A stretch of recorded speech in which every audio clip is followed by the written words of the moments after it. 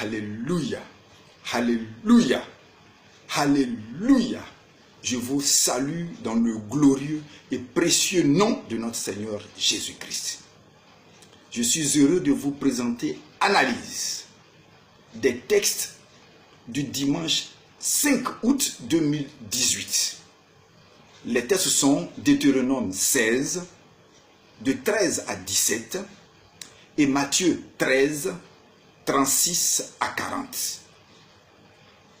Le titre c'est « On ne se présentera pas devant l'Éternel les mains vides ». Et oui, c'est la problématique de ces deux textes. Le deuxième texte, Matthieu 13, tout le chapitre de Matthieu 13 nous parle du royaume des cieux à l'exception des 5 derniers versets. Et dans les 7 facettes du royaume des cieux dans Matthieu 13, 5 facettes nous parlent de la moisson. Voilà pourquoi ce texte est si sollicité pour la moisson. Aujourd'hui donc, de quoi s'agit-il? Je tire mon titre du premier texte, Deutéronome 16, 13 à 17.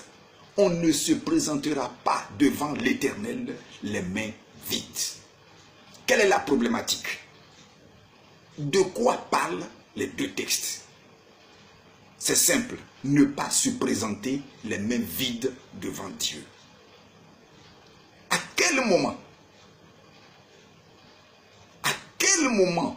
on doit venir ainsi devant Dieu? Je le rappelle, ne pas se présenter les mains vides, donc venir les mains chargées, ou du moins avoir un présent dans les mains quand on vient devant la face de l'Éternel.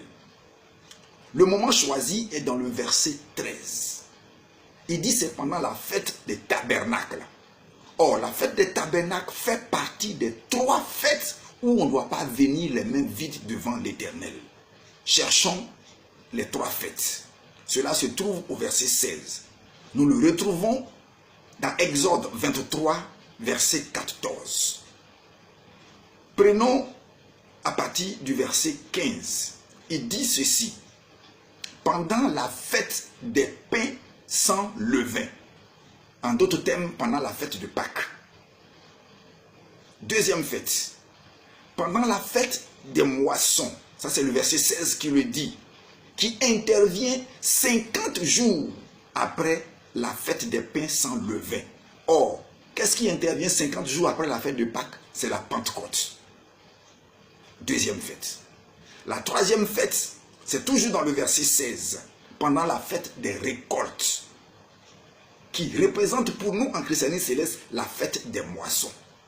Donc pendant ces 3 fêtes, la fête de Pâques, la fête de Pentecôte, la fête des moissons, pendant ces 3 fêtes, aucun chrétien céleste ne doit venir devant Dieu les mains vides et partir chez lui les mains vides, s'agissant de la fête de moisson.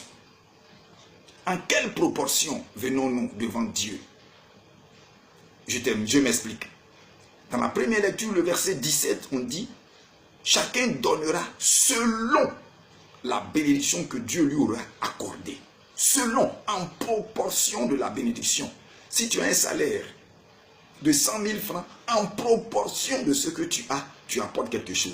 Si tu as un salaire de 300 000, de 500 000, de 1 million, en proportion de la bénédiction, tu apportes quelque chose à l'Éternel. Nous apportons déjà le 10e de notre salaire comme dîme. En proportion, nous apportons à peu près la même chose pour organiser la fête de moisson ou pour payer, pour prendre quelque chose pour aller chez nous s'agissant de la fête de moisson. 2 Corinthiens 9, verset 6. Celui qui sème peu, moissonnera peu. Et celui qui sème abondamment, moissonnera abondamment. Je prends un cas simple. Je l'ai déjà illustré dans une autre vidéo. Quelqu'un a un salaire de 1 million de francs. Il donne 50 000 francs. Et quelqu'un a un salaire de 100 000. Il donne 10 000. Qui a donné le plus? Vous me direz, c'est celui qui a donné 50 000 francs. Et non. Celui qui a donné 50 000 francs a donné 5% de son salaire. Et celui qui a donné 10 000 francs dans les 100 000 a donné 10% de son salaire. En proportion de ta... Donc on parle de proportion, on parle de selon. Donc Dieu parle de proportionnalité. En proportion, c'est celui qui a donné 10 000 qui sera béni par rapport à celui qui a donné 50 000 francs. Écoute-moi bien. Pourquoi Dieu veut que nous lui donnons? Pourquoi? Dieu va manger notre argent. Quelle est la signification de ce que nous donnons? Deux choses. Prenons la première chose. Pourquoi Dieu veut que nous donnons? Au verset 14, il dit, toi, tu partiras devant moi et tu te réjouiras. Toi, ton fils, ta fille, et il continue, ton serviteur, ta servante, il continue, l'étranger, l'orphelin et la veuve. Pourquoi Dieu insiste sur ces termes?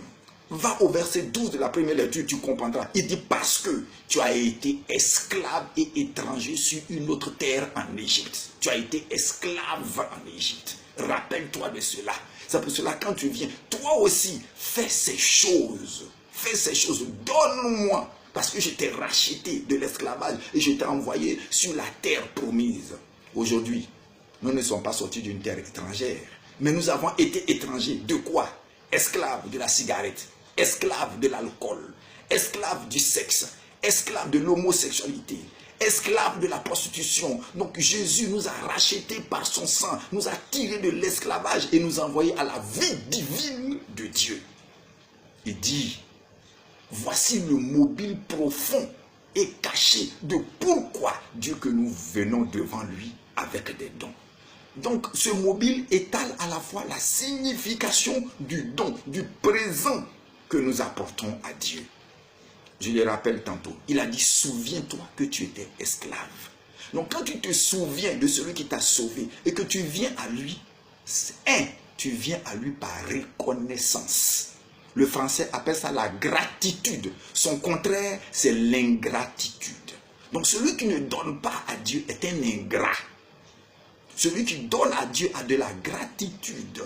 Il est reconnaissant vis-à-vis de ce que Dieu a fait pour lui. 2, verset 15, il dit c'est avec honneur pour honorer Dieu. Donc en donnant, tu honores Dieu. 3, tu le respectes. 4, tu as de la considération pour lui. Tu lui montres de la valeur.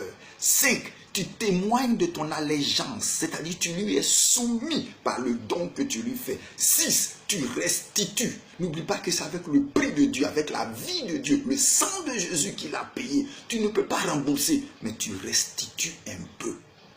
Donc c'est de la restitution. Et 7, enfin, tu donnes de ta sueur. Tu donnes de ta puissance de travail. Tu donnes une portion de vie pendant un mois à Dieu. Donc tu donnes de toi-même à Dieu. Voilà pourquoi Dieu veut que nous venions devant lui avec des présents. Souviens-toi, Dieu veut te bénir. Donc, on appelle ça la loi du donner. Et la loi du donner se trouve dans Luc 6, verset 38. Si tu n'as rien retenu de ce que je dis, souviens-toi de Luc 6, verset 38. Donnez et il vous sera donné. Si tu donnes, on te donne. Plus tu donnes, plus on te donne. C'est une loi. Il n'y a rien à faire. C'est une loi biblique. C'est une loi céleste. Plus tu donnes, plus on te donne. On te donne une bougie. C'est une bénédiction. 2 bougies, 2 bénédictions. 3, 4, 5, 10 bougies. Après, les bougies ne suffisent plus. Dieu dit, je vais te bénir. Tu donnes un paquet, 2 paquets, 10 paquets. Tu vois, ça tient entre 2 mains. Dieu dit, ça c'est trop petit. Je te donne un carton de bougies. Ce sont des bénédictions. Le carton de bougies, tu le tiens avec tes 2 mains. Maintenant, Dieu veut te bénir plus encore. Il te donne une chaise pour que ta société soit assise, pour que les gens viennent de partout chez toi, faire des commandes. Dieu veut te donner une chaise. Tu ne peux pas prendre la chaise tant que le carton est dans ta main. Tu dois donner. Plus tu donnes, on te donne une chaise pour t'asseoir. Dieu dit, donne la chaise, je te donne un fauteuil pour que ta société s'étende. Dieu dit, donne le fauteuil, je te donne un divan. Dieu dit, donne le divan, je te donne un salon. Dieu dit, donne le salon, je te donne une maison. Donne la maison, je te donne. Plus tu donnes, plus on te donne. C'est la loi, c'est une loi.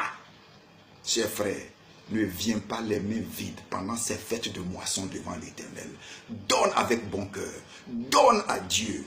Initie cette loi dans ta vie, la loi du donner et du recevoir, afin que Dieu te bénisse. Qu'il en soit pour toi, dès maintenant et toujours, au nom de Jésus-Christ. Amen.